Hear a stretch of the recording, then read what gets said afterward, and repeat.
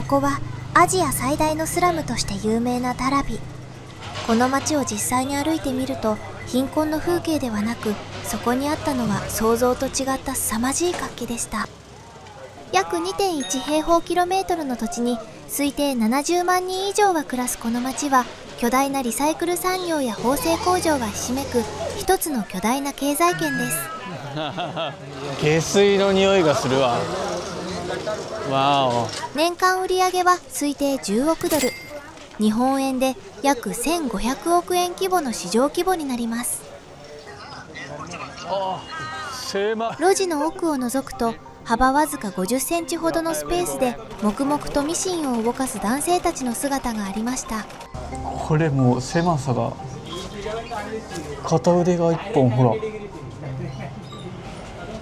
彼らは出来高制で働き、1日の収入は平均約1500円。この狭い路地裏の作業場で世界中のファッションを支える製品が縫い上げられているのです。わお。こんなん通れないよ。それ。このように人が一人通れるかどうかの細い道なので、荷物を運搬している人とすれ違うのも一苦労です。ダラビは公有地や未開発の土地に住民たちが許可なく家を建てて築き上げたスラム街です。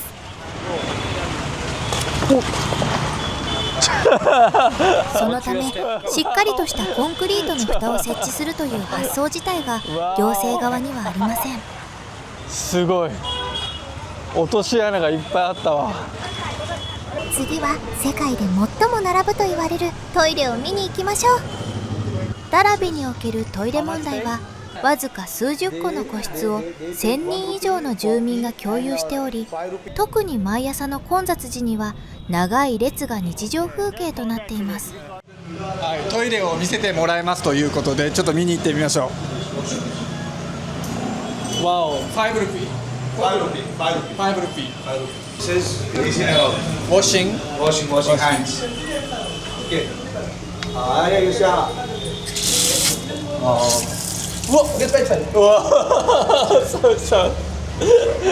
また、トイレを使用する際はお金を払う必要があり、これはインフラが整わないため、自分たちでお金を出し合って最低限の衛生環境を維持しているそうです。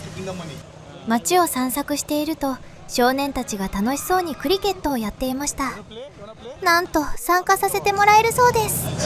いいの？は？わ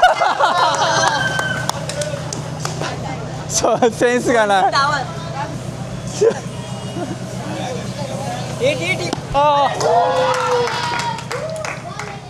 このダラビの子どもたちは実は学校に通っており、約 70% の子が読み書きができるそうです。インドの一般的なスラムでは 50% を下回ることもあり、この過酷な街で生きる子どもたちにとって大切な武器なのです。ですが、学校に通っている 40% が家庭の事情により中退を余儀なくされるのも現実です。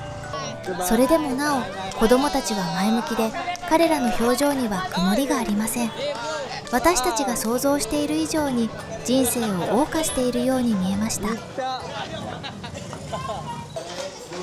はい、ということで今ダラビのちょっと、真ん中の方に来てますね。